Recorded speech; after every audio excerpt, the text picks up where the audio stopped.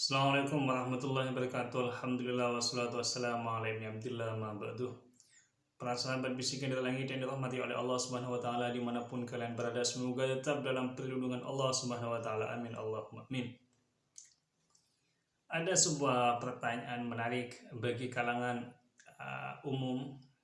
Biasanya umum itu dikenal dengan golongan awam. Apakah ijazah itu terlalu penting di negara tetangga? Karena kalau kita lihat di Indonesia ini, untuk jadi penjaga toko saja itu harus cantik, harus tobrut, harus seksi dan lain sebagainya, karena dianggap itu mampu menjadikan gaya tarik untuk si pembeli. Sehingga kepakaran, kelebihan, kemampuan itu tidak dijadikan prioritas utama dalam merekrut para tenaga ahli atau para karyawan-karyawan yang ada di Indonesia. Lah, apakah di negara tetangga tersebut sama hal seperti itu?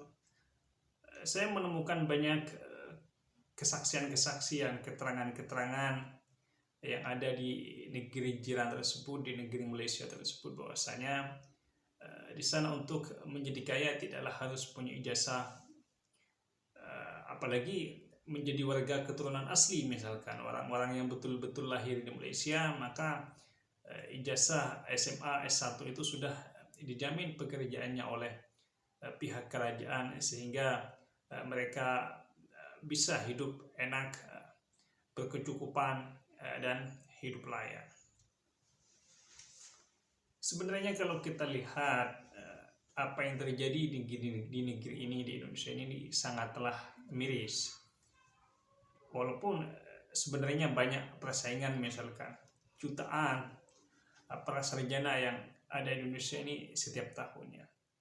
Akan tapi kalau kita pikir-pikir lagi, 200 juta sampai 300 juta nyawa anak manusia yang ada di Indonesia ini tidak adalah ada apa-apanya jika dibanding dengan kekayaan Indonesia.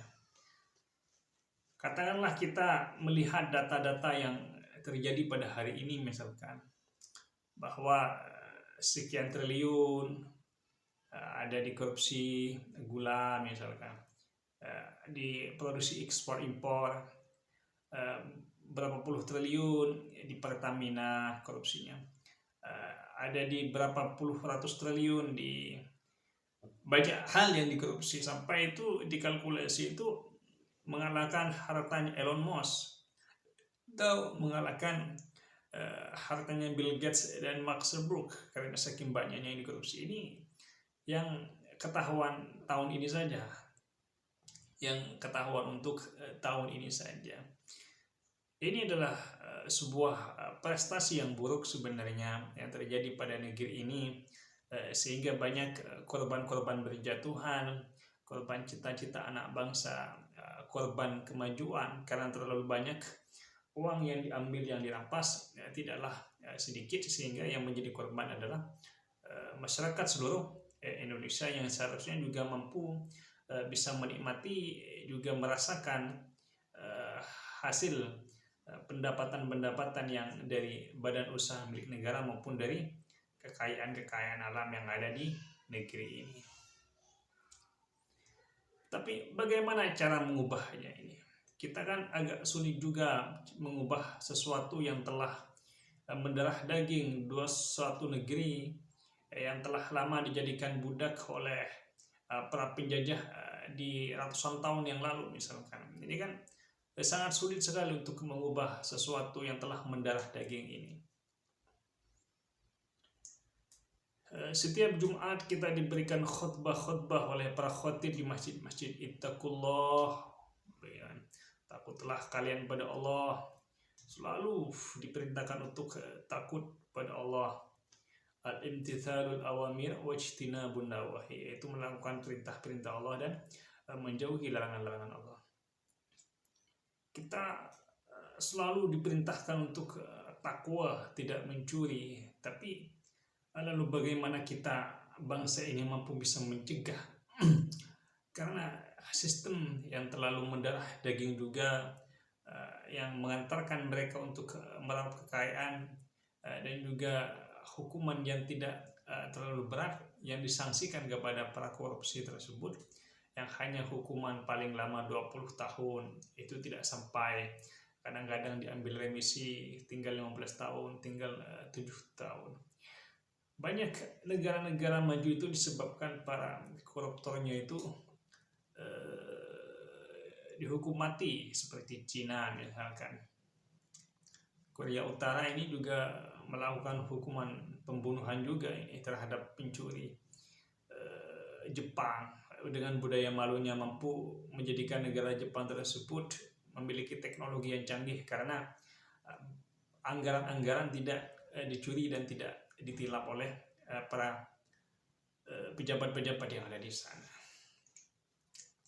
Para sahabat bisikan di langit yang dirahmati oleh Allah Subhanahu wa Ta'ala, bagaimanapun kecintaan kita terhadap negeri ini begitulah sangat mendalam, begitulah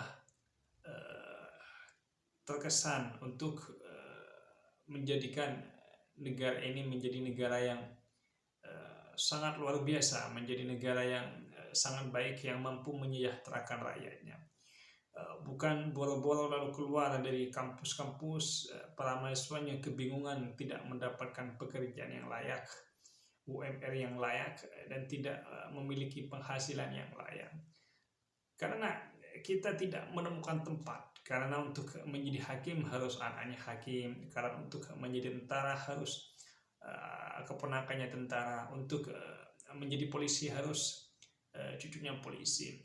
Karena kalau tidak seperti itu ya sulit, kecuali bayar ratusan juta atau sampai miliaran rupiah. Sehingga ketika mereka jadi pun mereka akan mengambil untung yang lebih banyak daripada yang didaftarkan di mula. Ini adalah sebuah sistem yang sangat buruk rupa, saya kira, yang tidak harus diteruskan dan tidak harus kita jalankan ke depannya agar negeri ini menjadi negeri yang stabil, menjadi negeri yang rahmatan lil alamin, yang mampu mengentaskan kemiskinan. Karena indeks kemiskinan di negeri ini walaupun ia berkurang tapi tidaklah tetap habis. Sedangkan penghasilan negara kita ini, pendapatan negara kita ini, baik dari sektor pajak, baik dari kekayaan alam, baik dari para investor-investor asing yang penghasilannya dibagi antara investor dan negara kita ini, begitulah sangatlah luar biasa kalau hanya untuk mensejahterakan atau hanya untuk memberikan beasiswa terhadap anak-anak bangsa ini.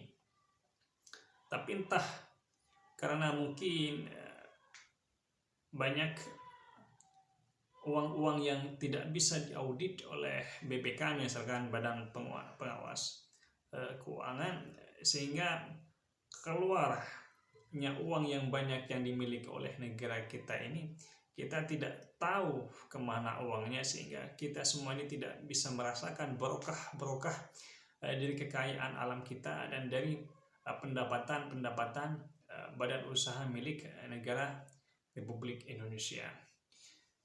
Mudah-mudahan saja saya berharap ke depannya bahwa ijazah ini tidak dijadikan suatu persyaratan yang sangat luar biasa. Karena bagaimanapun skill, kemampuan anak manusia ini harus diutamakan daripada ketimbang sebatas kertas. Karena kita sudah ditinggal oleh Malaysia misalkan dalam memperlakukan sumber daya manusia.